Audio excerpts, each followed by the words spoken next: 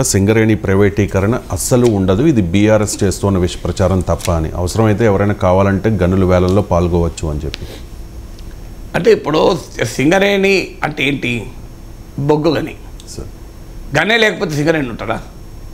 నాకు అర్థం కాని విషయం ఏంటంటే సింగరేణి ఇప్పుడు మీకు హోటల్ ఉంది, హోటల్ అంతా తీసుకోండి, లోపల ఉన్న ఉప్మా దోషాలు మాత్రం ముట్టకండి అంటే ఎట్లా? లోపల దోశలు ఉప్మాలు ఉంటేనే హోటల్ కదా. టిఫిన్స్ లేకుండా హోటల్ ఏముంటుంది? మీల్స్ లేకుండా బిల్డింగ్ కాదు కదా హోటల్. ఇప్పుడు సింగరేణి ప్రైవేటీకరించాం, గనులు ప్రైవేటీకరిస్తాం. గనులు లేకుండా సింగరేణి ఉంటుందా? So what is Singareni?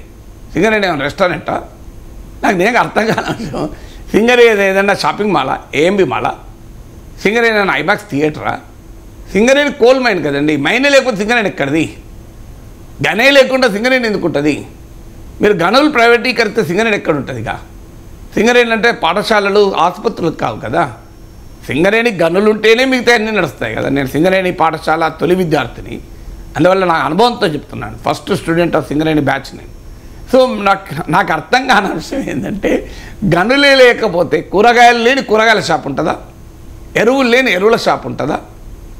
టిఫిన్లు లేని హోటల్స్ ఉంటాయా? ఫుడ్ ఐటమ్స్ లేని? నాకు అర్థం కాదు. సినిమాలు ప్రదర్శించిన సినిమా థియేటర్ ఉంటుందా? గనులు లేని సింగరేణి ఉంటుందా అండి? గనులు మాత్రం ప్రైవేటీకరిస్తున్నాం, సింగరేణి కాదంటే నాకు అర్థం కాని అంశం ఇప్పటికీ. మీకు గనులు ఉంటేనే సింగరేణికి. సింగరేణి అంటే గనులే. గనులు లేని సింగరేణి లేదు. మీరు సింగరేణి ప్రైవేటీకరించాను కానీ గనులు ప్రైవేటీకరిస్తూ ఉంటున్నారు.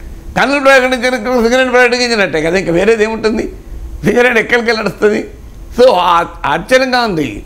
నాకు అర్థం కాని అంశం ఇప్పటికీ కూడా. సో అందువల్ల సింగరేణి మ్యాచ్లు ఉండవు కానీ ప్లే గ్రౌండ్ ఉంటుంది. మ్యాచ్లు లేని ప్లే గ్రౌండ్ ఉంటుందా?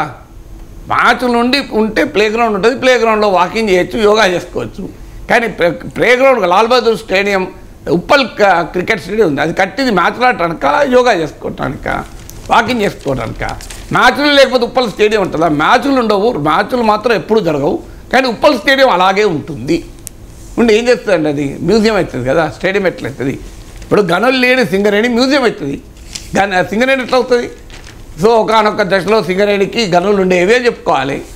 అందువల్ల సింగరేణి ప్రాంతంలో ఉన్నటువంటి గనుల్ని కూడా వేలం వేస్తున్నారు.